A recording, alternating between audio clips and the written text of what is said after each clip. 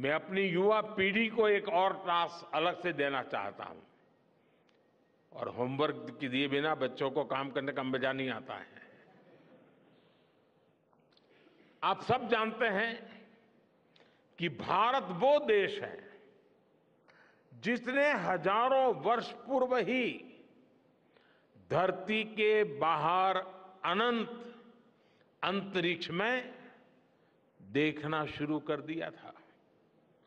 हमारे यहां सदियों पहले अनुसंधान परंपरा के आर्यभट्ट, ब्रह्मगुप्त, वराहमिहिर और भास्कराचार्य जैसे ऋषि मनीषी हुए थे।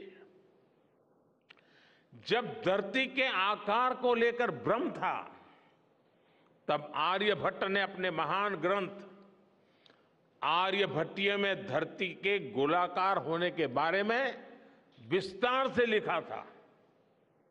उन्होंने एक्सिस पर पृथ्वी की रोटेशन और उसकी परिधि की गणना भी लिख दी थी। इसी तरह सूर्य सिद्धांत जैसे ग्रंथों में भी कहा गया है, सर्वत्रैव महिगोले, सर्वत्रैव महिगोले स्वस्थानम उपरि स्थितम मन्यन्ते खेयतो गोलस तस्य क्व ऊर्ध्वं क्व वाधः। अर्थात पृथ्वी पर कुछ लोग अपनी जगह को सबसे ऊपर मानते हैं, लेकिन ये गोलाकार पृथ्वी तो आकाश में स्थित है, उसमें ऊपर और नीचे क्या हो सकता है, ये उस समय लिखा गया था। ये तो मैंने सिर्फ एक श्लोक बताया है। ऐसी अनगिनत रचनाएं हमारे पूर्वजों ने लिखी हुई है। सूर्य, चंद्रमा और पृथ्वी के एक दूसरे के बीच में आने से ग्रहण की जानकारी हमारे कितने ही ग्रंथों में लिखी हुई पाई जाती है।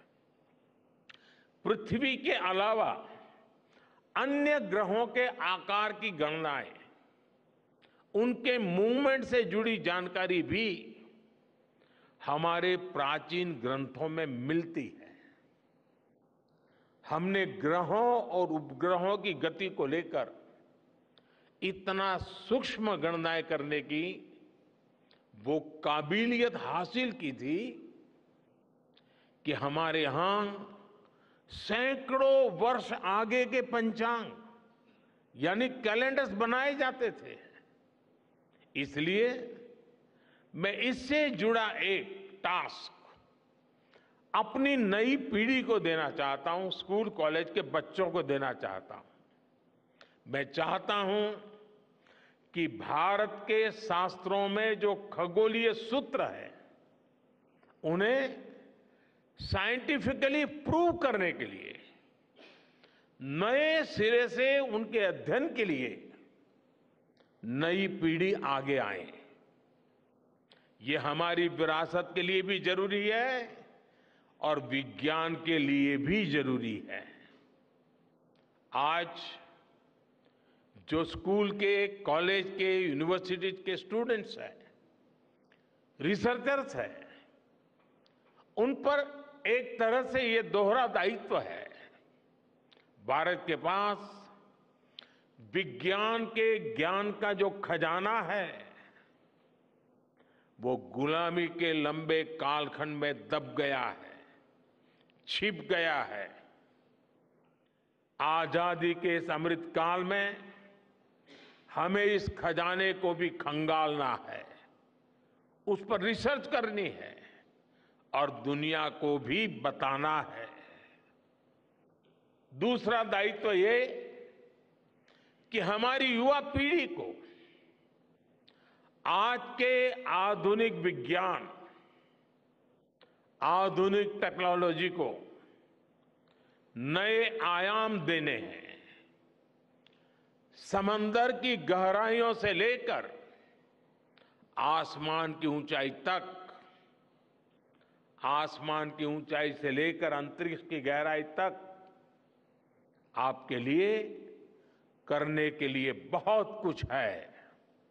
आप डीप अर्थ को भी देखिए और साथ ही डीप सी को भी एक्सप्लोर करिए। आप नेक्स्ट जनरेशन कंप्यूटर बनाइए और साथ ही जेनेटिक इंजीनियरिंग में भी अपना सिक्का जमाइए। भारत में आपके लिए नई संभावनाओं के द्वार लगातार खुल रहे हैं।